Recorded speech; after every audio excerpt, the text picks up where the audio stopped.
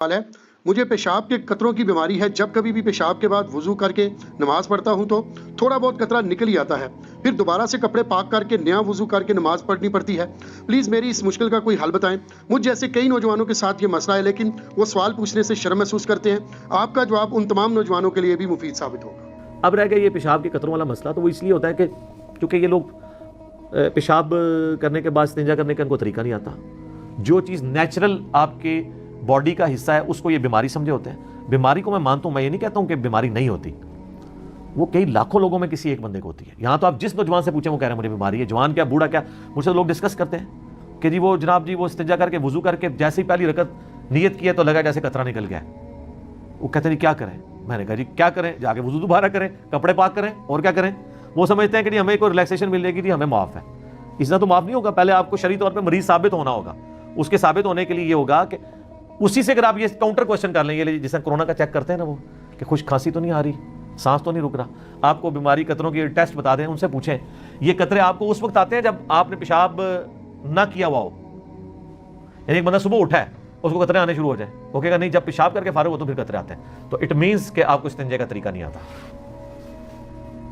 ورنہ اگر یہ قطروں کی بیماری ہو نا, جن لوگوں کو استغفر اللہ یہ ہوتی ہے, ان کا مثانہ کمزور ہوتا ہے, وہ عام حالت میں بھی ان کے قطرے نکلتے رہتے ہیں, وہ لاکھوں میں کوئی ایک ہوتا ہے. ان کو آپ پوچھیں تو یہ آپ کو کہیں گے ایک دو بار قطرہ آتا ہے پھر سکون ہو جاتا ہے. سکون اس لیے ہوتا ہے کہ وہ نیچرل آنا ہوتا ہے, وہ آپ کو نکالنا ہوگا. اس کو میں نے ایک مثال سے سمجھایا سائنٹیفکلی, آپ اگر اس کو سمجھ لیں.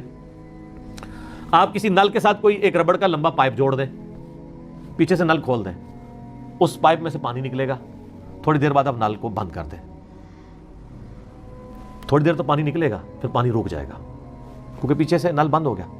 لیکن وہ جو ربڑ کا پائپ ہے اس کی جو اندر والی دیوار ہے, ان دیواروں کے ساتھ جو پانی چپکا ہوا ہے وہ تو نہیں نکلا. اس کا ثبوت یہ, وہ جیسے ہی آپ یوں اس کو اٹھائیں گے پائپ کو, پھر آپ دیکھیں کتنا پانی اس میں سے نکل آئے گا. وہ پانی کہاں سے آیا ہے, ٹوٹی میں سے تو نہیں آیا, وہ اس کی دیواروں کے ساتھ تھا. اس طریقے سے پیشاب کی بھی ایک نالی ہے. پیشاب اگر مثانے سے لاک ہو جائے, جس طرح پیشاب آنے کے بعد نیچرلی لاک ہو جاتا ہے, تو پیشاب کی نالی کے دیواروں کے ساتھ تو پیشاب لگا ہوا ہوتا ہے, وہ تھوڑا سا ہوتا ہے, اس کو نکلنے کے لیے تھوڑا ٹائم چاہیے ہوتا ہے. اس کے لیے آپ کو تھوڑی دیر چہل قدمی کرنی ہوگی. آپ ذرا کے پی میں چلے جائیں, پٹھان لوگ جسے ہم پنجابی میں وٹوانی کہتے ہیں, عربی میں سے الاستبراء کہتے ہیں. ابن ماجہ میں ایک روایت بھی ہے لیکن کمزور ہے, لیکن امام ابن ماجہ نے اس کے اوپر باب باندھا ہے کہ کم از کم 3 دفعہ شرمگاہ کو جھاڑنا ہے.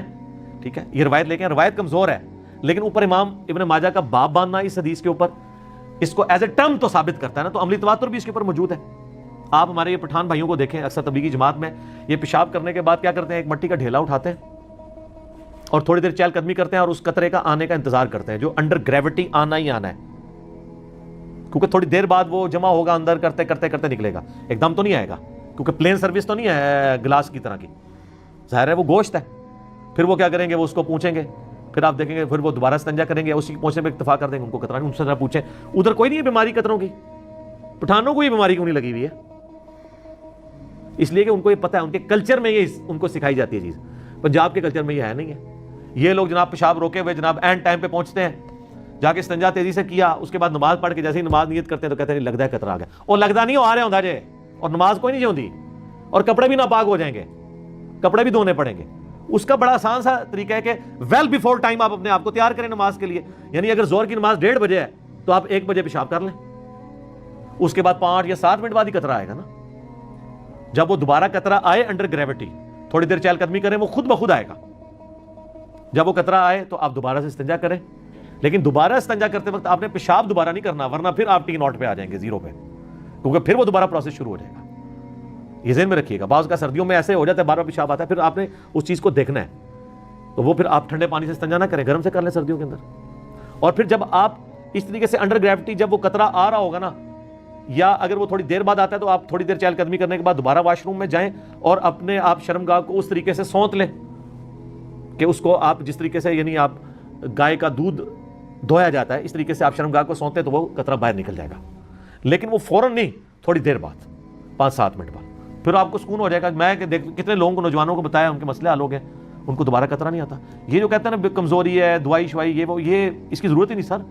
یہ تو اللہ نہ کرے کوئی بیماری ہے تو لاکھوں میں کسی ایک بندے کو ہوتی ہے. اگر کسی کو وہ بیماری ہو جائے پھر اس کے لیے ہے کہ وہ ایک نماز کے لیے ایک وضو کرے گا, نیچے انڈر ویئر پہنے, انڈر ویئر میں بھی اندر جو ہے وہ رکھے ٹیشو پیپر، کیونکہ قطرہ آئے گا تو ظاہر ہے وہ ناپاک ہوگا، تو اس قطرہ آنے سے باقیوں کا اگر آیا تو وضو ٹوٹے گا، اس کا وضو اس نماز کے لیے نہیں ٹوٹے گا، ایک وقت میں ایک نماز پڑھ لے، اس کے بعد وہ باہر نکل کے اس ٹیشو پیپر کو ریموو کر دے۔ جن کو مسلسل یہ مسئلہ رہتا ہے ٹیشو پیپر چینج کرتے رہیں، وہ اس طریقے سے چلاتے رہیں۔ لیکن یہ آپ جس طریقے سے میں آپ کو بتا رہا ہوں استنجا کریں گے تو یہ ایشو آپ کا ختم ہو جائے گا کچھ عرصے میں، چونکہ لوگوں کو یہ چیز پتہ نہیں ہے۔